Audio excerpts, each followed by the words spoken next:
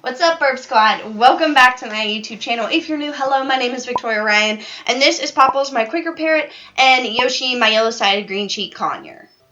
Today's video, we're going to be talking about as to why your parrot may not like you, a family member, or any other parrot may not like you. I've seen quite a few videos here on YouTube where people discuss on how to tame a parrot, and one in particular that really helped me out back when I was a first-time bird owner. His name is like Tyler Ruggie, something like that. Like, he's the one with the really pretty teeth. Just call him Tyler Colgate Ruggie for now. His video really helped me out, and I've noticed that there are quite a few videos like that on YouTube that really show you how to tame your parrot and make it like you a little bit more. I will link Colgate Teeth Whitening Strips' video in my description box for you to check out, because I do think that that will help you out as well. But in this particular video that I'm going to be splitting in two parts is getting down as to why they don't like you in the first place. As you know, birds are finicky and all in all weird. But if we take the time to understand them psychologically and understand their language, it'll make so much more sense, and we have a better idea as to how to handle the situations and understand why they think and act the way they do. One of the biggest reasons as to why parrots act the way that they do is obviously the way that they were raised. One is hand rearing / hand raised, and the other one is simply just parent reared or parent raised. So the first one, in case you don't know, is when the hatchling is like usually around 2 weeks old, 2 to 3 weeks old, the breeder removes the hatchling from the nest and then takes over the parental duties. They hand feed it, they mess with it. Parrots are still a wild animal, but when you hand rear them, they're typically more calmer around humans and typically easier to train.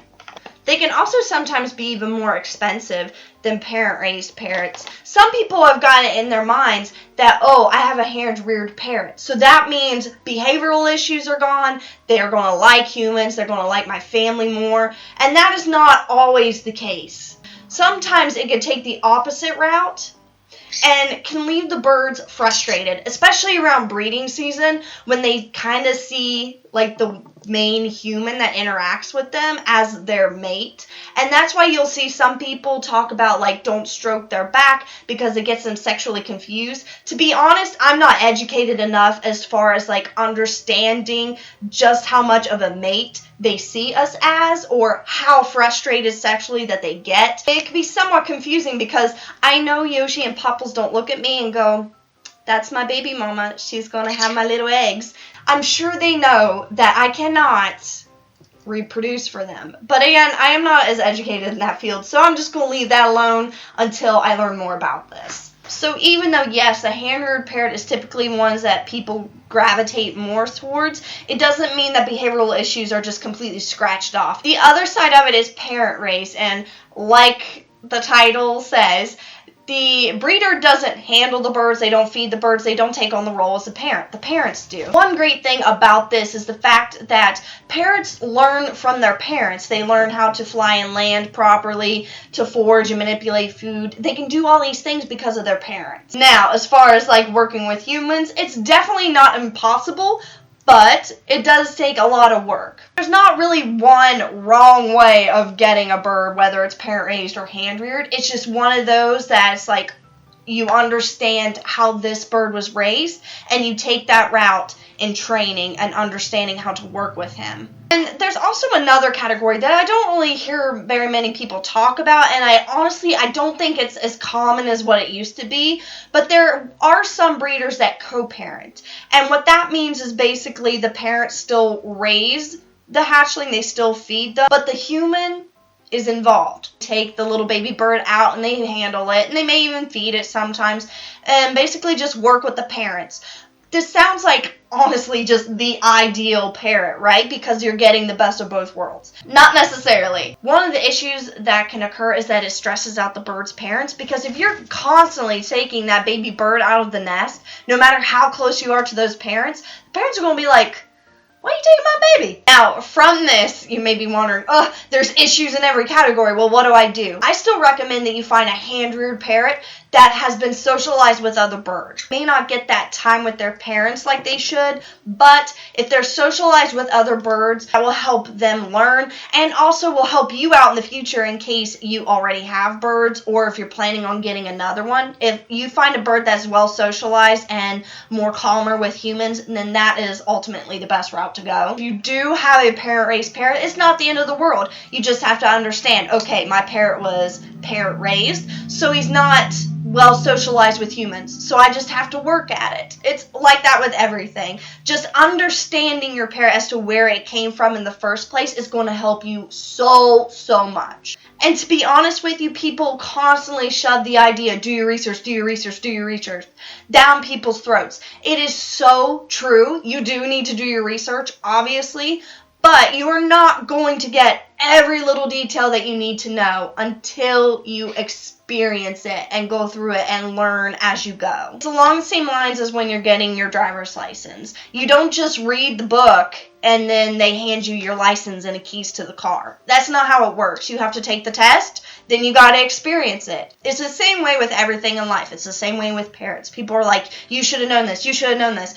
You don't get every little thing, and to be honest, you can have birds for 25 years and you're still going to learn new things. Just to explain and give you guys an idea with my own birds personally, Yoshi came from a breeder in Florida. Yoshi and I have been super close for so long when it was just him as my only bird. He relied on me for everything. I would preen him. I would take him to the bath with me. I would do all these things. Like, he was my little bud. He was super close with me. He liked other members of the family and was never mean to anyone else. We were super close. We still are.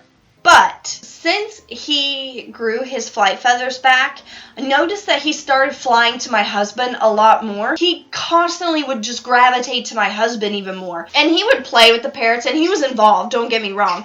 But when it came to cleaning the cage, when it came to spending more time with them and being more proactive with the birds, it was definitely me. They were more my responsibilities. Reptiles, my husband. Feather friends, mine. But it was so strange to me as to why he liked my husband more, and it just seemed to be getting worse and worse. As soon as my husband would come home from work, he'd be like, okay, deuces, Victoria, I'm going to daddy. And I would just be so confused. I'd be like, what the heck? I've actually noticed a lot of women in the bird community have had this exact same issue. I was just like, oh my gosh, there has to be some correlation with our birds and men. Finally figured it out, and it was like a light bulb went over my head. I'm like, oh. Ladies, you will find that the majority of breeders, at least in the United States, are ran by men. That doesn't mean that women aren't involved, but especially if it's a husband and wife kind of ordeal, women will be involved and they'll help out and help with the business or whatever. But when it comes to handling the birds, the majority of the time, it's a man. If you look at the response from the wife that helps run the aviary that I got Yoshi from, you will notice that she works with the birds when there's more than 30 of them, and kind of like when her husband's overwhelmed and like, honey, help me out. It's one of those situations where she helps out with handling the birds, she feeds them, that kind of thing. But the majority of the time, in a lot of the aviaries, the men do this. And you may be thinking, well, what does that have to do with anything? When a bird first hatches, they are blind for the first 2 weeks of their life. The time the breeder takes the hatchling out and starts messing with it and stuff, its eyes are open. And the main two senses that birds rely heavily on is their eyes and their ears. The smell and their taste isn't as good because the taste buds are actually in the roof of their mouth. They smell and taste differently than what humans do. So they rely on their eyes and their ears a lot. And also their sense of touch does come into play. That's usually more extreme, like when they're flying, they rely on sense of touch. Think about it, all their senses that come into play, whether they're hearing, seeing, feeling, smelling. If all of that is with a man, and also something interesting with my particular case, take a look at a little tiny baby picture of Yoshi when I first saw him online. This is on the hand of the guy that ran the aviary. He was the one that messed with all the birds, hand fed them, blah, blah, blah. That is his hand. Now take a look at a picture of my husband's hand. Crazy how similar they are, right? And not saying that if you're a female and you go and you get a bird from a breeder that was handled mainly the majority of the time by a man, that he's never going to like you. It's very, very obvious that Yoshi still loves me. We're still super, super close. But when it comes down to it, for someone that he just wants to hang out with, he will more than likely gravitate to my husband. Now, is there any way that you can fix this? Get rid of your man. Don't do that. Don't do that. And to be honest, there's not really anything that I could do about it. I can't replace my little girl hands with big old man hands. What I suggest that you do is just continue doing what you're doing, working with your bird, training him, giving him treats. Don't be just the mom in the family, because that's another thing. Birds set roles for family members of the house, and with Yoshi in particular, I was always the mom figure of the house. I would preen Yoshi, I would take care of him and bathe him and do all these like motherly like things. Do I have something on my face? Do I have something on my face? Not only be the motherly role that you are in the house, but also be the friend. Have fun with your bird. Do fun tricks with him. Get him engaged and just play with him. And don't feel like you're doing anything wrong. He sees you differently than the other members of the house. So if you're wanting to be the mom role and the fun one, you're going to have to do both roles and do things that are involved with both roles, not just the mom role. Popples is super, super bonded to me. He's always like paying attention to what I say. He's very focused on me. And like I've said in previous videos, he's not too fond with my husband, which is strange, and you would think it would be the opposite, right? Because he was hand-reared by a man. My family does hand him treats and little things like that, and they'll talk to him. But as far as handling them, they don't handle him like they do Yoshi. Yoshi went through his nippy stage. He kind of grew out of it. But he's a lot more playful than Popples. Yoshi just wants to play. He wants to get into stuff. He's basically a toddler with feathers at times. My kids are kind of nervous about Popples with his beak, because Popples is a little bit more aggressive. Yoshi has never been aggressive. Popples is, and he's territory of his cage, which kind of worries my kids as far as like touching him and stuff, because he can get a little grumpy at times. Now, with his situation, since I'm the only one that really handles him, somewhat possessive over me and wants my attention, and he doesn't like it if my husband is taking attention away from him, especially if Yoshi's out doing his own thing, flying around. He doesn't have attention constantly, so he looks at me like, hello, lady. And sometimes Popples will purposely walk over just to bite my husband if we're laying on the couch. And it could be one of two things. It could be solely because he's possessive over me and he sees Nick as competition with his mate.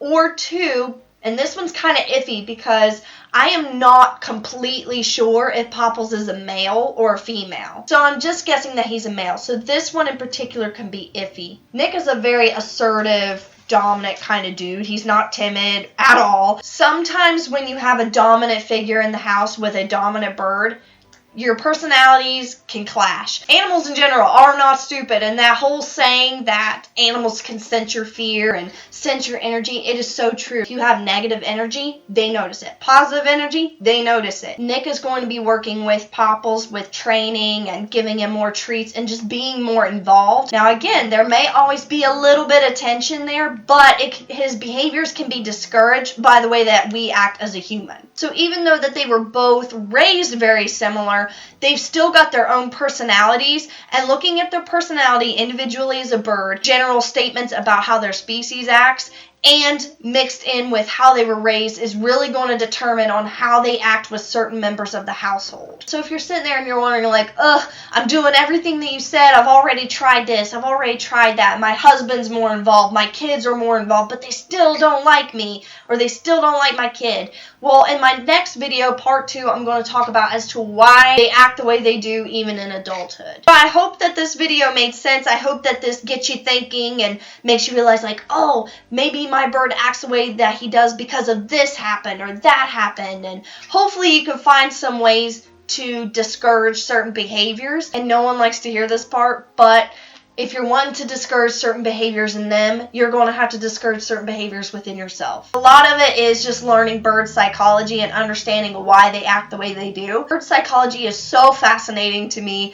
I think it's because I'm done trying to understand the actions of humans, so I'm just sticking to birds. I hope that this video helped you out and give you some direction and start thinking and looking at the bird psychology and figuring out why he acts the way that he does, where is it coming from, so you can address how to handle it. And if you're still sitting there confused and questioning like, I don't understand why my parrot is acting the way that it does, keep a lookout for part 2 coming up in the next week or so, and I'm going to discuss as to why they act the way they do in adulthood. And also feel free to comment your situation down below. Please give as much detail about your bird and your actions as possible so we can help one another out. Thank you guys so much, and I had so much fun talking about this. I feel like this is a really big problem that a lot of people have, and trying to understand your parrot and understanding yourself. Thank you guys so much, and I will see you all in my next one. Bye, BirbSquad.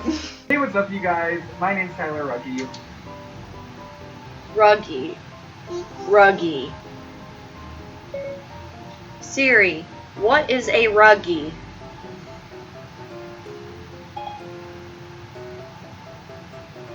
What I found. No, not Rocky. Ruggie. Siri, what is a Ruggie? Okay, I found this.